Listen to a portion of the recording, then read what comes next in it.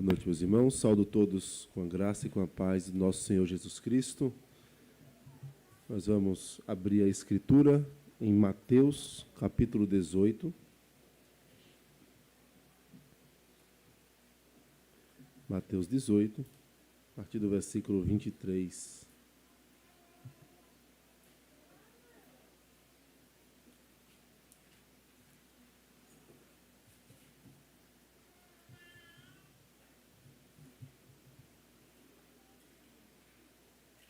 Mateus 18, a partir do versículo 23.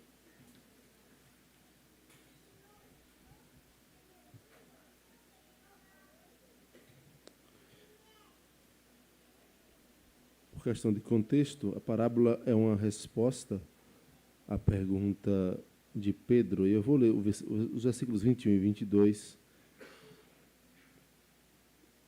Diz assim: Então Pedro, aproximando-se, perguntou: Senhor, até quantas vezes meu irmão pecará contra mim que eu lhe perdoe? Até 7 vezes? Respondeu-lhe Jesus: Não te digo que até 7 vezes, mas até 70 vezes 7. Por isso, o reino dos céus é semelhante a um rei que resolveu ajustar contas com os seus servos. E passando a fazê-lo, trouxeram-lhe um que lhe devia 10.000 talentos. Não tendo ele, porém, com que pagar, ordenou o Senhor que fosse vendido ele, a mulher, os filhos e tudo quanto possuía, e que a dívida fosse paga. Então o servo, prostrando-se reverente, rogou: Sê paciente comigo e tudo te pagarei. E o senhor daquele servo, compadecendo-se, mandou embora e perdoou-lhe a dívida. Saindo, porém, aquele servo encontrou um dos seus conservos que lhe devia 100 denários. E agarrando-o, sufocava, dizendo: Paga-me o que me deves. Então o seu conservo, caindo-lhe aos pés, lhe implorava: Sê paciente comigo e te pagarei. Ele, entretanto, não quis. Antes, indo-se, o lançou na prisão até que saudasse a dívida. Vendo seus companheiros o que se havia passado, entristeceram-se muito e foram relatar ao seu senhor tudo o que acontecera. Então seu senhor, chamando, lhe disse: Servo malvado, perdoei-te aquela dívida toda, porque me suplicaste. Não devias tu igualmente compadecer-te do teu conservo, como também eu me compadeci de ti? Indignando-se o seu senhor, o entregou aos verdugos, até que lhe pagasse toda a dívida. Assim também o meu Pai Celeste vos fará, se do íntimo não perdoardes cada um a seu irmão. Amém. Vamos orar mais uma vez. Nosso Deus e Pai, mais uma vez estamos diante da Tua palavra que é viva, palavra que é como espada de 2 gumes, que penetra o nosso coração. E nós cremos que a Tua palavra é a verdade. Nós cremos que, a despeito do que nós achamos como as coisas devem ser, a Tua palavra nos diz a realidade de como elas devem ser. E nós queremos nos aproximar do Senhor, e para isso precisamos do nosso Senhor Jesus Cristo. Precisamos da mediação dele, nosso Senhor, Teu Filho, porque Ele certamente andou em perfeição, andou com inteireza, integridade, perdoou como nenhum de nós seria capaz de perdoar. Amou-nos até o fim, até a morte e morte de cruz. E nós queremos seguir os passos do nosso Senhor Jesus Cristo. E por isso, nessa noite, pedimos que o Teu Santo Espírito fale ao nosso coração. Ó Pai, olha para nós com misericórdia. Não nos trates, Pai, conforme a nossa negligência, o nosso pecado. Mas fala ao nosso coração. Instrui-nos, edifica-nos, corrige-nos, exorta-nos. Carecemos do Senhor. Faz isto por misericórdia, Senhor. porque rogamos o nome que é sobre todo nome, o nome do nosso Senhor Jesus. Amém, Senhor.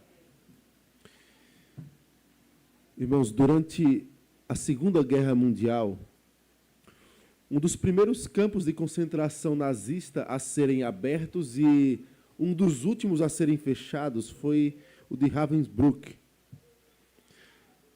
Lá se concentrava apenas mulheres, e em sua maioria judias, mas também os nazistas mandavam para lá ladras, assassinas ou prostitutas. E nesse campo de concentração, aliás, também presas políticas, qualquer que se insurgisse contra o nazismo eram colocadas lá. Mas duas irmãs, Corrie e Betsy, elas tentaram salvar alguns judeus do Holocausto e foram consideradas traidoras do regime nazista e levadas para esse campo de concentração. Lá as mulheres eram submetidas aos piores tratamentos, e os adultos sabem do que estamos falando. Elas eram torturadas, colocadas em situações terríveis. E após muitos anos, essas duas irmãs, com o fim da guerra e o fim do campo de concentração, saíram com vida. E voltaram à vida normal, servindo ao Senhor Jesus, buscando ao Senhor, servindo na sua igreja. Mas a história conta que, passados alguns anos, em Munique, Corrie, uma das irmãs, ela estava em uma igreja num culto. E ela se deparou com um dos guardas. Ela reconheceu um dos guardas desse campo de concentração, no culto. Servo do Senhor, convertido ao Senhor Jesus Cristo, redimido dos seus pecados, mas ali, na mesma igreja. Após o culto, o antigo guarda desse campo de concentração não a reconheceu. Era a primeira vez que ela tinha reconhecido alguém fora do campo, e aí as memórias todas voltaram à sua mente. Após o fim do culto, as pessoas se cumprimentando, isso é natural, e esse guarda se bate com ela e estende a mão para cumprimentar. E ela conta que toda a cena se passou pela sua cabeça. Todo o sofrimento do campo de concentração estava ali agora, naquela intensidade de estender a mão para alguém que fez e contribuiu para tantos males em sua vida. O quanto aquele homem era um dos responsáveis pelo sofrimento dela e de tantas outras mulheres naquele campo de concentração. E ela que tanto falou sobre a necessidade de perdão, e ela falava sobre isso, agora ela se via na situação à sua frente, perdoar aquele homem. Ela disse que os pensamentos eram de ira e de vingança, isso em uma fração de segundos, ali pensando e se corroendo. Ela tentou sorrir, fez força para levantar a mão, mas não conseguiu, não sentiu nada, nem o mais leve sinal de compaixão, de perdão, nada vinha à sua mente. Só ira e indignação fervendo. Ela orou em silêncio e ela conta que disse: Senhor, eu não posso perdoá-lo. Não dá para perdoar este homem. Então Pedro, voltando para o texto, aproximou-se daquele homem, do Senhor, e perguntou: Senhor, até quantas vezes meu irmão pecará contra mim que eu lhe perdoe? Até 7 vezes? Respondeu-lhe Jesus: não te digo que até 7 vezes, mas até 70 vezes 7. 70 vezes 7. Não sei se você se recorda desta conta. Esta conta foi contada por Moisés.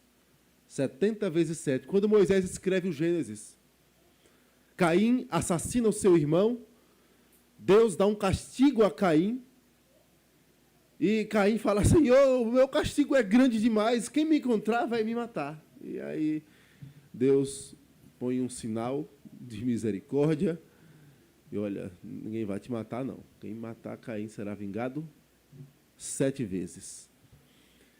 E aí você anda mais um pouco na descendência de Caim, chega um homem chamado Lameque, não o pai de Noé, outro Lameque, da descendência de Caim. E ali há um contraste, inclusive. O Lameque é o pai de Noé, buscando o consolo da parte de Deus para essa terra, e põe o nome de Noé. Este será o consolo que nós aguardamos do Senhor. A ideia era esta. O outro Lameque era o da vingança, descendente de Caim. Lameque chega em casa e diz: olha, minhas esposas, ele tinha 2 esposas, poligamia iniciando aí na descendência de Caim, e disse: Ada e Zilá, ouvi-me, esposas, e faz um poema. Matei um homem porque me feriu, o outro porque me pisou no meu pé e eu fui lá e matei. E faz um canto de vanglória por sua vingança. E aí ele disse: se Caim é 7 vezes, eu vingo 70 vezes 7.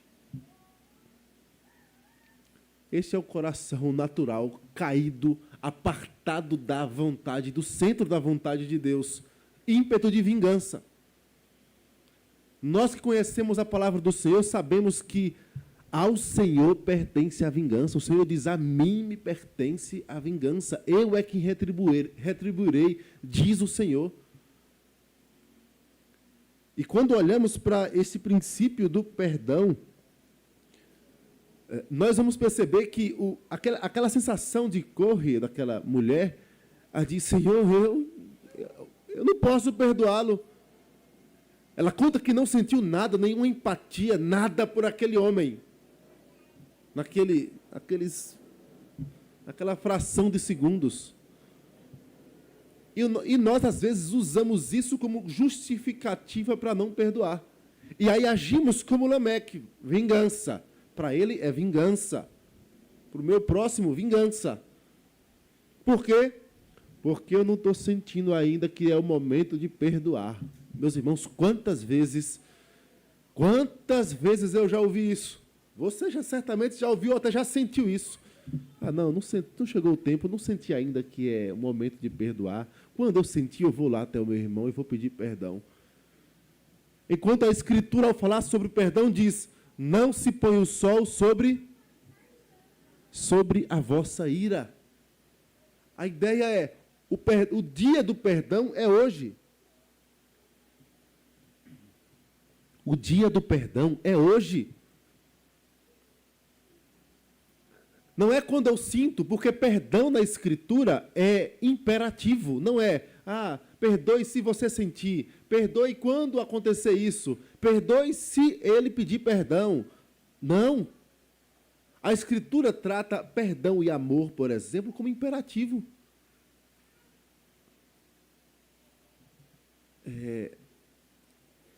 É por isso que é possível amar o inimigo. Deus manda. Ame. E como é que eu amo se eu não senti nada ainda por ele? Não, você não vai... Em alguns casos, você não vai sentir nada mesmo. Em alguns casos, ele vai pisar no teu calo, vai ficar pisando no teu calo. E a Escritura fala: se teu inimigo tiver fome, faça o quê? Dá-lhe de comer. Tiver sede, dá-lhe de beber. É ordem de Deus. E o perdão, meus irmãos, não foge. Esta regra, é imperativo de Deus para a vida do crente.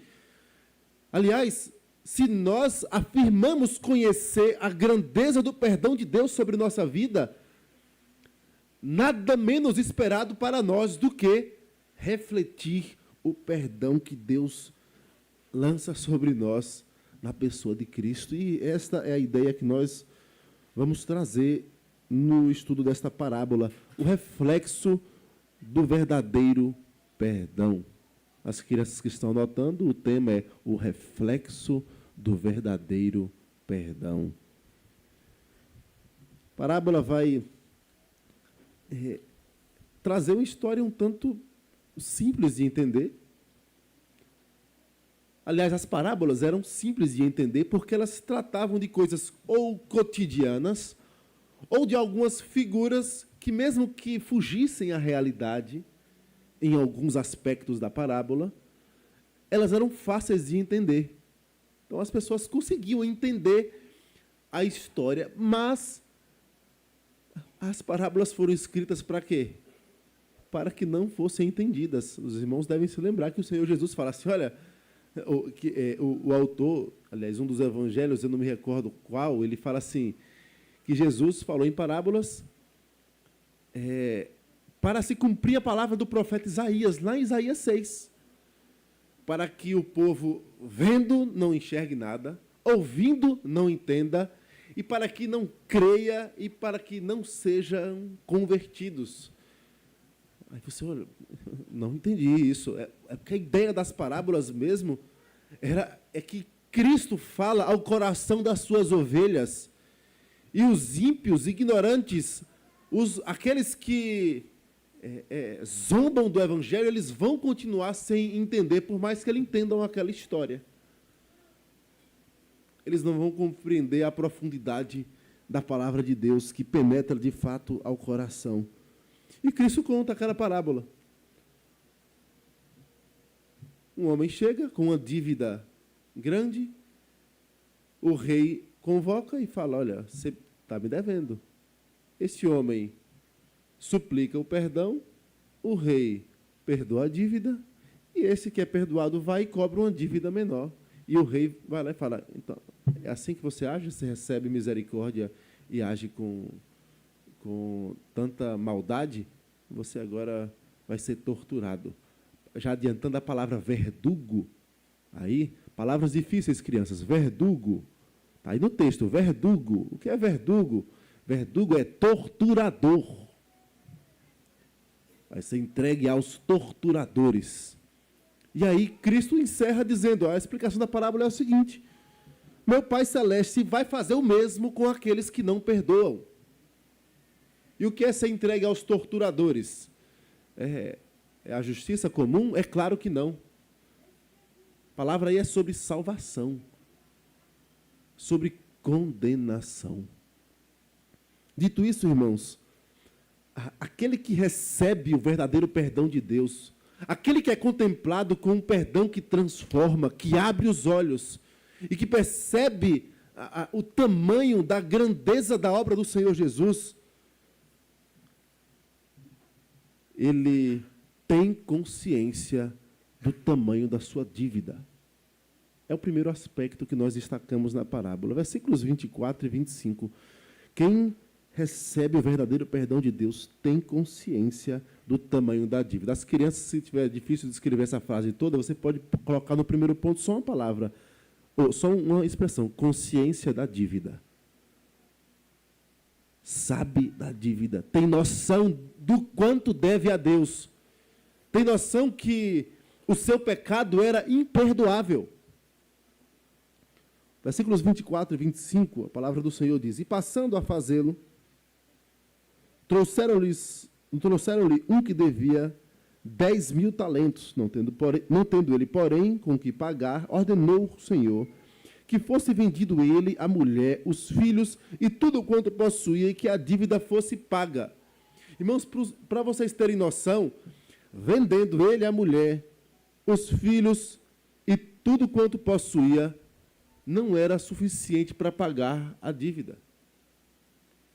Um escravo custava entre 30 e 200 denários. Um bom escravo, talvez uns 200 denários. A dívida não era 200 denários. 100 denários era a dívida ínfima que o outro tinha para com ele. Para os irmãos terem noção, eu trago uma citação do Klein Snodgrass. Ele faz um comentário de todas as parábolas do Senhor Jesus Cristo. É uma obra publicada, já publicada em português e está a acesso dos irmãos, se os irmãos querem uma boa pesquisa sobre as parábolas do Senhor. E ele diz assim, um talento é uma medida em peso para ouro, prata ou cobre. Ela variava, oscilava entre 27 e 41 quilos. 10 mil talentos não seria menos do que 270 toneladas do metal. Você fala, é demais. Não refere-se a ouro, prata ou cobre, mas 270 mil quilos. Dependendo do tipo de metal utilizado, um talento era equivalente a cerca de 6 mil denários. Um trabalhador precisaria de 164 mil anos para quitar a dívida. 164 mil anos, ou seja, é impossível, inimaginável. A parábola do Senhor Jesus está mostrando exatamente isso. A nossa dívida para com Deus, ela é impagável. Qualquer um de nós, ninguém de nós conseguiríamos pagar a dívida. Se você colocasse a humanidade toda para tentar quitar a dívida de um só pecador, não seria suficiente, até porque todos pecaram. Todos destituídos estão da glória de Deus.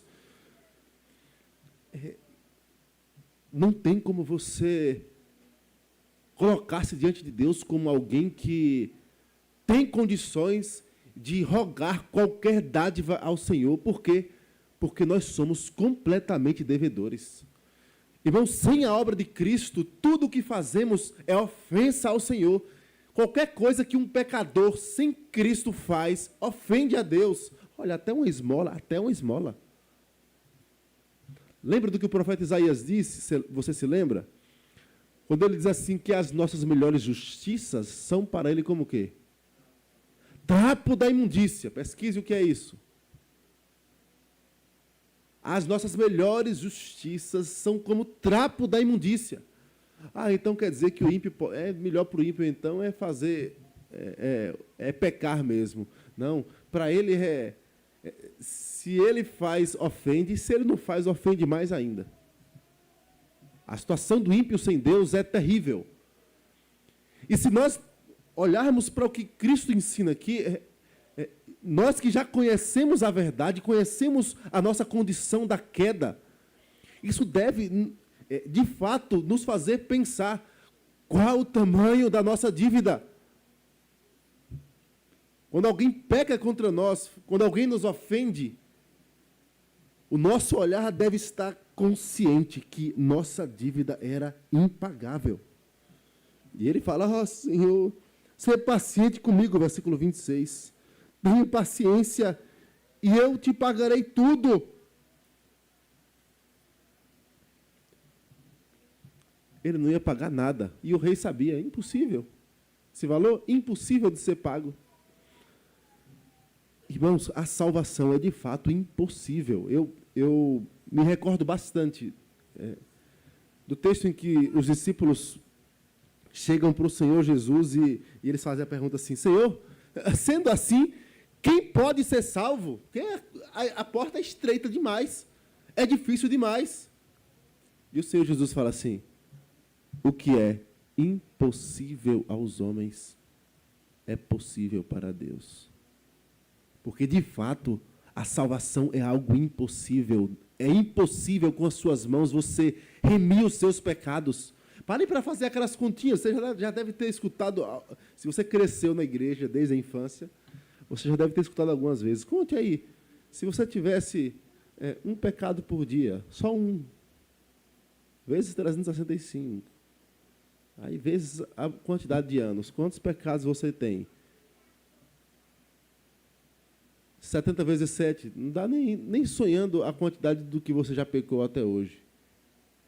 E você tem garantia de um perdão inimaginável. E ainda mais, lembre-se de que quanto mais digno o ofendido,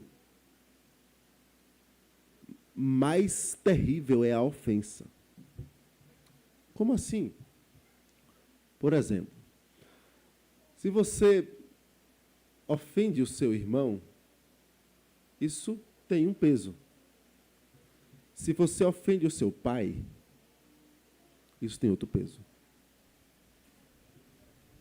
Se você faz um insulto, ou se você tem uma discussão na rua com alguém no trânsito, tem um peso. E se você chega diante de um policial, você está diante de alguém que representa o Estado. É desacato. A gravidade aumenta. Guardadas as proporções, você precisa ter noção da santidade de Deus e da sua indignidade, para você ter noção do quanto a queda é danosa aos olhos do Senhor. Só um fruto que ele comeu foi suficiente para lançar a humanidade no inferno.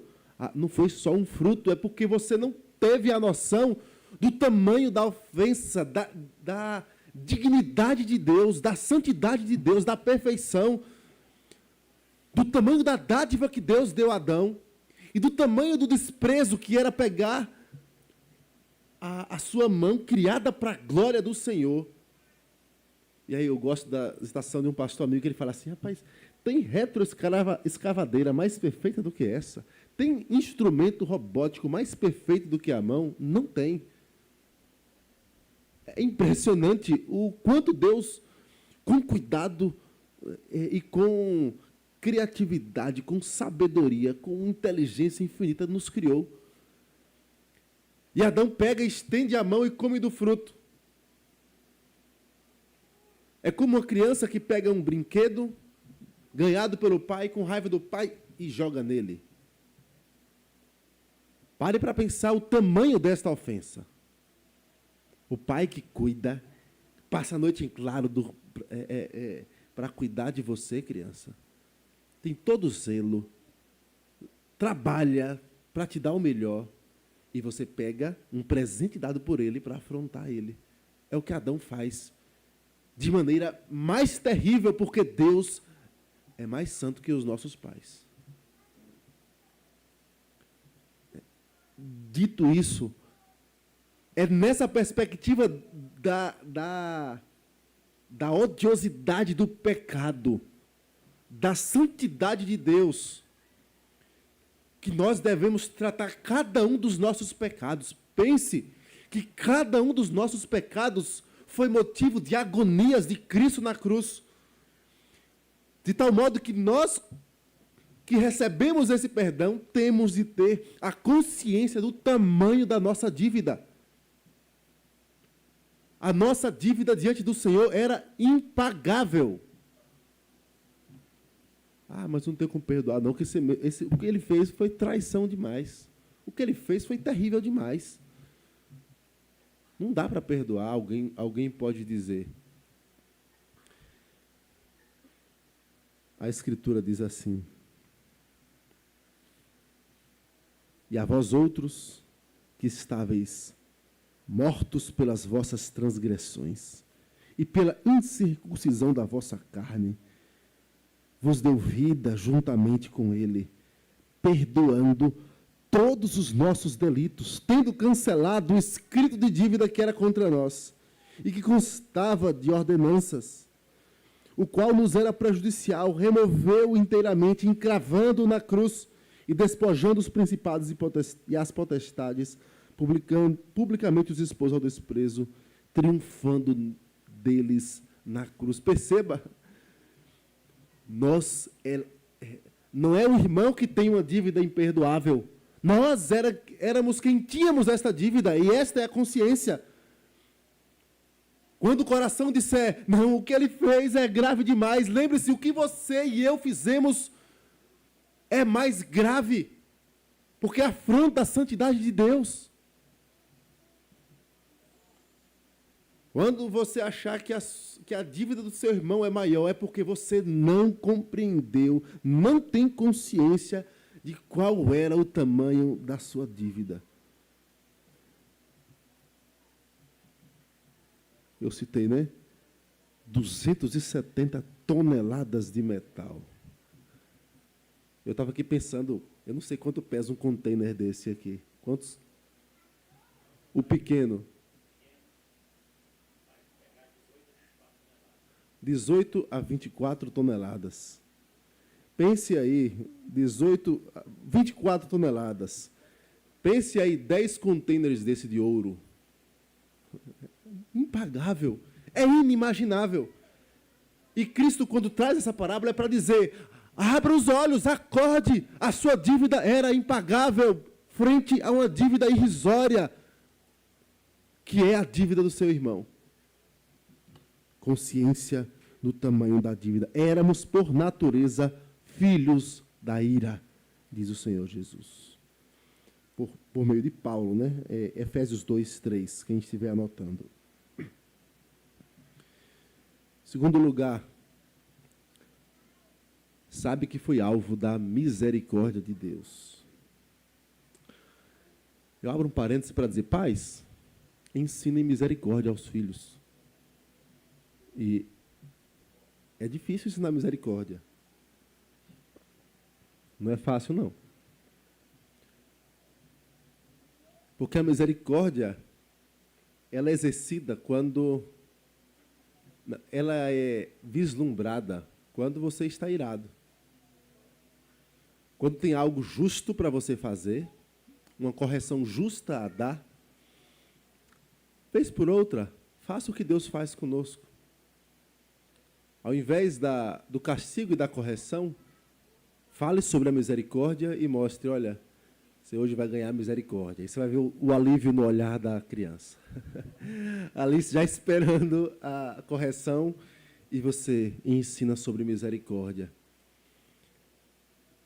A consciência de que nós somos alvo da misericórdia,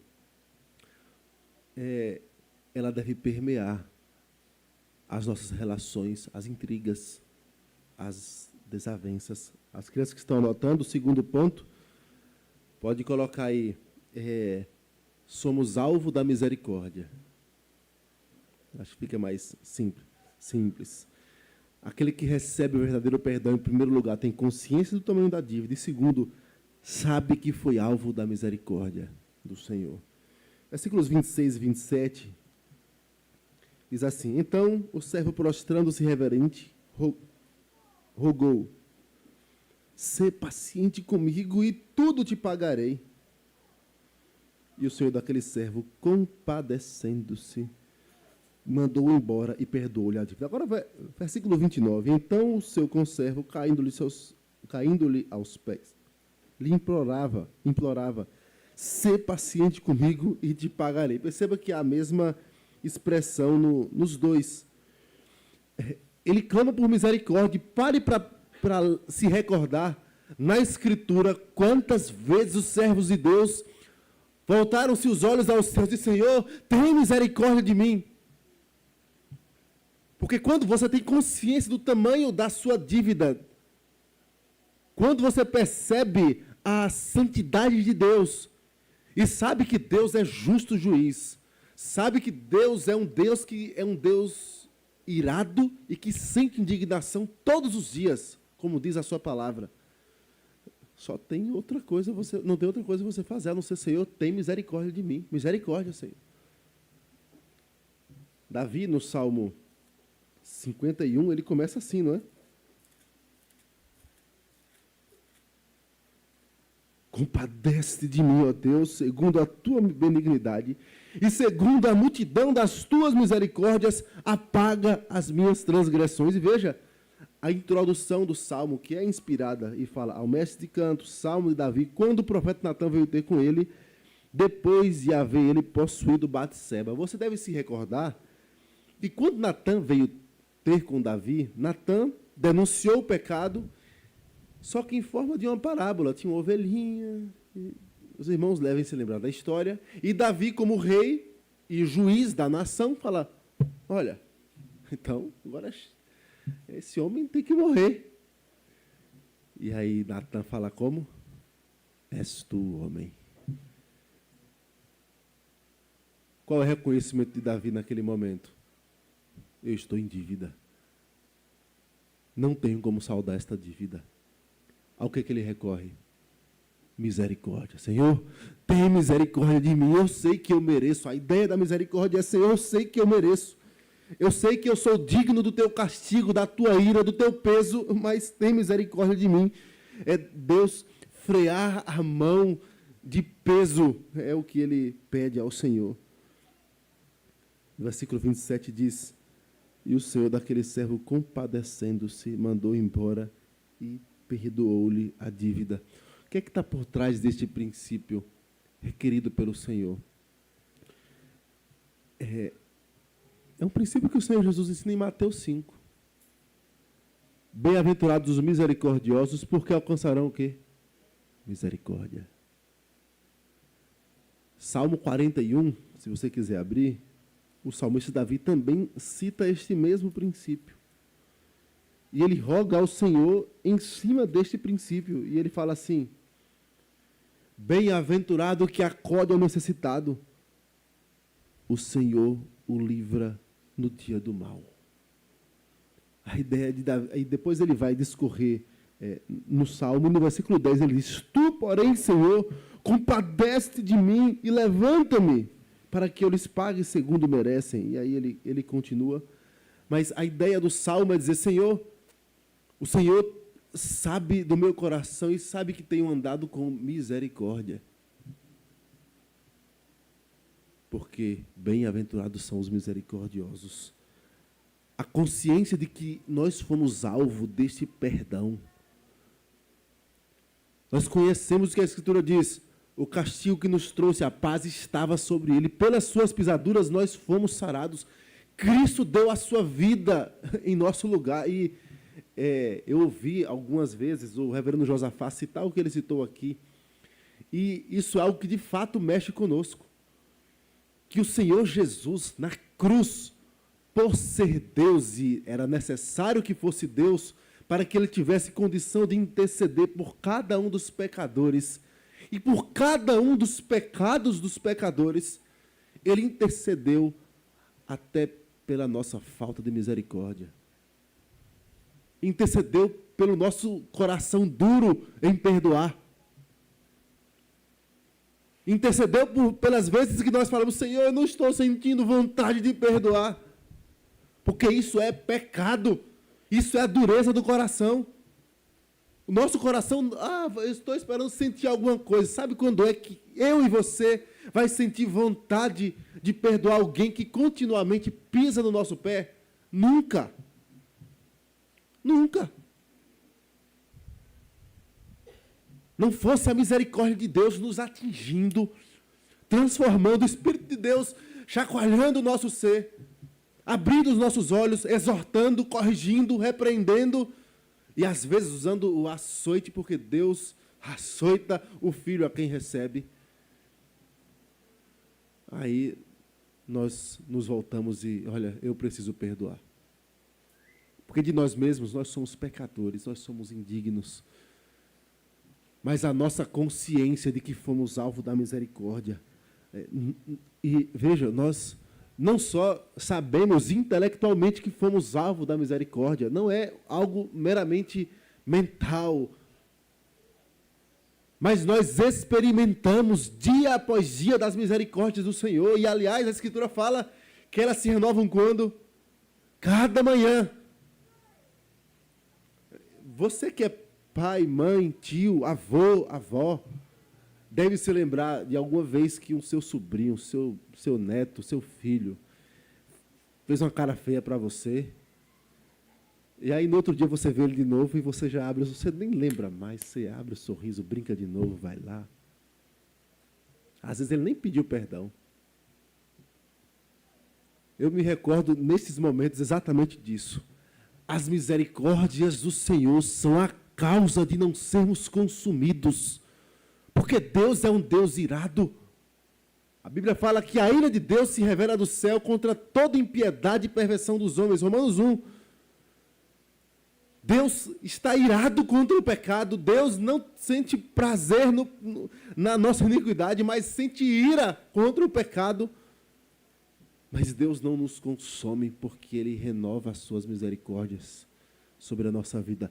E nós conhecemos, nós nos relacionamos com Deus misericordioso todos os dias.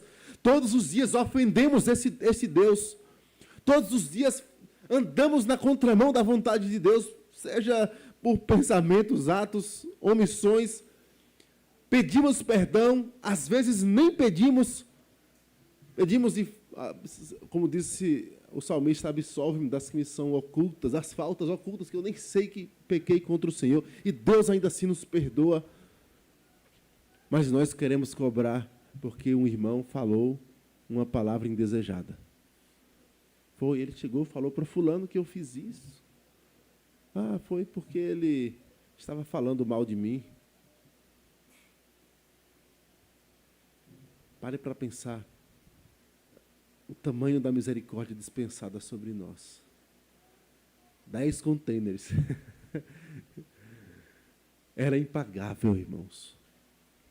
É por isso que precisava alguém mais digno do que 10.000 talentos. Deus. Descer, fazer-se carne. Pare para pensar que para o resto da história, da eternidade, Deus fez-se homem. Não foi por um período de tempo limitado. É por toda a eternidade. Para manifestar a sua misericórdia sobre a nossa vida.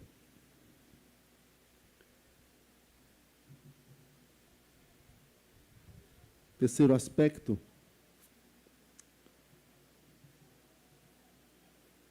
ele está entrelaçado com esse segundo, e eu chamo assim, aquele que é alvo do verdadeiro perdão de Deus, ele olha a ofensa recebida na perspectiva do perdão divino. Ele sabe que foi alvo dessa misericórdia de Deus, e aí agora ele olha para a ofensa e começa a fazer essa comparação. Opa, isso aqui, não, eu não posso estar com o coração tão endurecido a ponto de não perceber o tamanho desta dívida e querer cobrar com uma rigidez maior do que a que eu recebi de misericórdia. E o objetivo da parábola para o povo de Deus era exatamente esse: mostrar algo discrepante, mostrar essa perspectiva tão diferente para que nós, como servos de Deus, já transformados, sejamos exortados a perceber o tamanho desta ofensa frente ao perdão de Deus. Nós já falamos o tamanho, né? 10.000 talentos. Mas lembre-se, por exemplo, da pergunta de Pedro. Pedro, versículos 21 e 22 diz: então Pedro, aproximando-se, lhe perguntou, vamos ler juntos? Então Pedro, aproximando-se, lhe perguntou: Senhor, até quantas vezes meu irmão pecará contra mim, que eu lhe perdoe? Até 7 vezes? Respondeu-lhe Jesus: não te digo que até 7 vezes, mas até 70 vezes 7. 70 vezes 7. Olha que interessante. 70 vezes 7 é o tamanho da dívida que temos para com Deus? Não, é claro que não. E até porque aqui é uma analogia do 10 multiplicado por 7, 2 números que apresentam a ideia de completude e perfeição na Escritura, multiplicados entre si para dizer assim, olha, não tem limite, não. Acho que é Lucas, no seu Evangelho, deixa eu ver se é esse mesmo texto, que ele fala assim, que é no mesmo dia, ver se é esse Lucas 17, se é essa mesma expressão. Isso mesmo. Versículo 4, Lucas 17, 4. Se por 7 vezes no dia pecar contra ti, e 7 vezes vier ter contigo dizendo, estou arrependido, fazem o quê? Aí já é demais. Não. Perdoa-lhe. Rapaz, 7 vezes no dia. Mas ele já veio 8. Não é essa a ideia do texto. 7 vezes essa ideia de... Olha, é um número que é colocado retórico aqui para dizer assim, olha, não importa. Quantas vezes no dia tem limite o perdão de Deus de pecados em um dia? De confissão de pecados? Deus não impõe limites da quantidade de pecados, e eu é que imponho um limite para as vezes que meu irmão tropeça contra mim.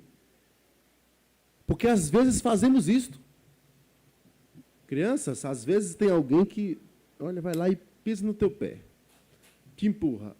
Ah, mas já me empurrou 3 vezes, não perdoa mais não, que já foi 3 vezes. Perdoa. A Escritura ensina a perdoar. Essa é uma das aplicações para vocês colocarem aí. Perdoe o seu irmão, o seu colega, mesmo que ele faça várias vezes. Isso não quer dizer que você não vai se defender. Estou falando de perdoar de fato. Não leve mágoa no coração. Ore por ele. Pode anotar também como aplicação. Ore por seu coleguinha que está fazendo mal a você. Aí, se ele precisar de ajuda um dia, está fazendo exercício na hora, precisa de ajuda, ajude ele. Se teu inimigo tiver fome, dá-lhe de comer. Tiver sede, dá-lhe de beber. Perdoe.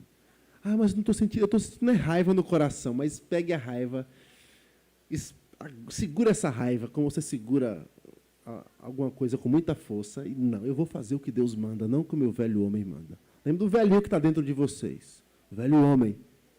Perdoe.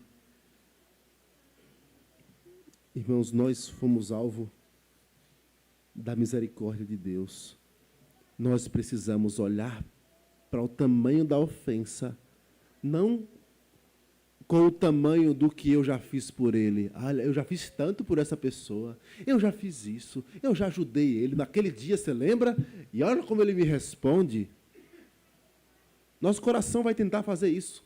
Tentar criar meios para fugir do perdão. No fundo, é a arrogância de achar que nós somos mais dignos do que Deus. Deus, tem uma frase que é assim, Deus perdoa, eu não. Você vê os ímpios falando isso, e até crentes falando isso. Mas não, irmãos. A palavra de Deus nos ensina, de fato, a perceber esta discrepância. E a própria parábola faz isso. Porque Cristo sabiamente pega e usa as expressões bem similares. Olha, do jeitinho que você vem pedir perdão ao rei, você foi pedir perdão ao rei, o teu conservo veio pedir perdão a você, usando as mesmas palavras. Os dois se humilharam do mesmo jeito. O texto mostra que os dois foram um se prostrou perante o rei pedindo, suplico, tem paciência comigo. E o outro vem para com ele, se dobra dos joelhos, tem paciência comigo. Mas as dívidas discrepantes, versículos 26 e 29, é que fazem esta comparação na parábola para que nós percebamos a perspectiva do perdão divino e da ofensa que recebemos do nosso próximo. O seu alvo na hora é o seu parâmetro na hora não é a sua dignidade, mas o tamanho do perdão que nós recebemos da parte de Deus. A Escritura diz assim, Romanos 5, versículos 6 a 8. Romanos 5, do 6 a 8, para quem está anotando. Porque Cristo, quando nós ainda éramos fracos, morreu a seu tempo pelos ímpios. Dificilmente alguém morreria por um justo, pois poderá que pelo bom alguém se anime a morrer. Se você estiver com a Bíblia aberta, leia a parte final. Mas Deus prova o seu próprio amor para conosco, pelo fato de ter Cristo morrido por nós, sendo nós ainda pecadores. Cristo deu a vida por nós, sendo nós ainda pecadores. A obra de Cristo, meus irmãos, deve nos fazer perceber o quão pequena é a ofensa do nosso irmão. Mas, pastor, foi grave o que ele fez, foi terrível. Pode ter sido terrível? Pode. Mas nada comparado àquilo que o povo de Deus e que eu mesmo fiz e causei a Cristo na cruz. Porque os nossos pecados foram lançados sobre ele. Ele foi feito maldição em nosso lugar. Pare para pensar no tamanho da angústia da cruz. Lembre-se que o ser de Deus é um ser relacional, é trino, e eles se entrelaçam de maneira perfeita, indivisível.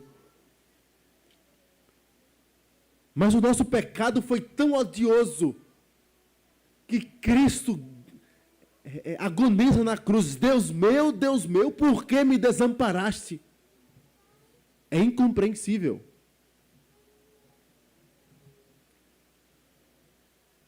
Mas nós queremos brigar com o nosso irmão por uma coisa tão pequena. Se torna pequena se você olhar para o tamanho da obra de Cristo na cruz. A atitude, meus irmãos, do servo de Deus é o quarto aspecto.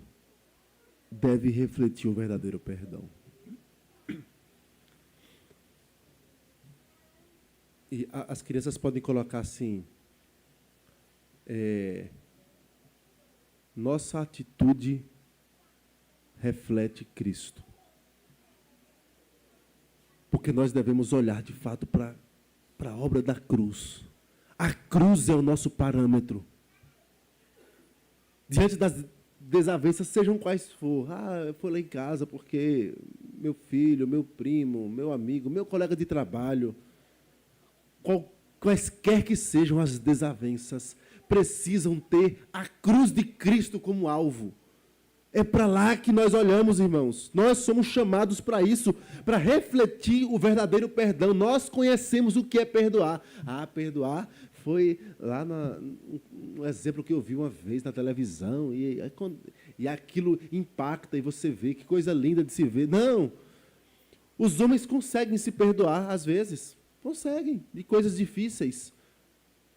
Mas o verdadeiro perdão só experimenta aqueles que conhecem a Cristo. E quem conhece a Cristo verdadeiramente, reflete esse perdão. É impossível isso não acontecer, se de fato conhecemos a Cristo.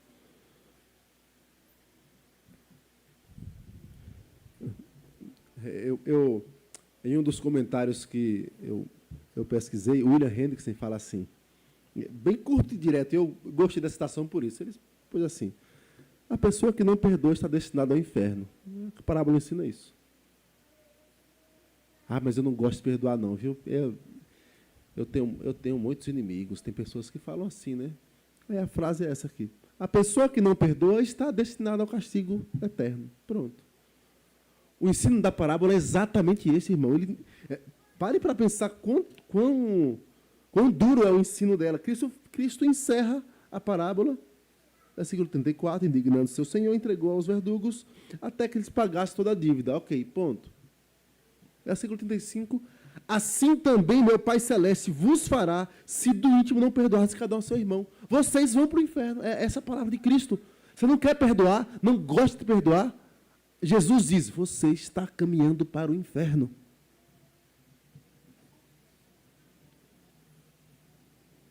Nós lemos aqui, na nossa liturgia, Miqueias 7.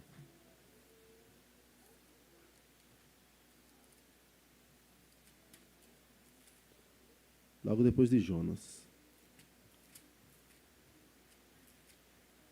7, versículos 18 em diante, ele diz assim: quem, ó Deus, é semelhante a ti, que perdoas a iniquidade, olha para essa palavrinha aqui, e te esqueces da transgressão do restante da tua herança.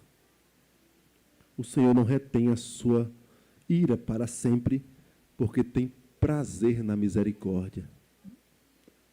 Tornará a ter compaixão de nós, pisará os pés de nossas iniquidades e lançará todos os nossos pecados nas profundezas do mar. Mostrará a Jacó a fidelidade e a Abraão a misericórdia, as quais juraste a nossos pais desde os dias antigos. Meus irmãos, Deus tem prazer na misericórdia, Ele esquece dos nossos pecados. Sabe, marido e mulher às vezes discutem perdoam-se mutuamente, daqui a uma semana discutem a mesma coisa. Ah, mas naquele... Irmãos, você não traz para a mesa novamente aquilo que já foi lançado no lixo. Você põe lá na porta, o carro leva. Mas nas nossas relações queremos fazer isso, e Deus não faz isso. Tiago fala,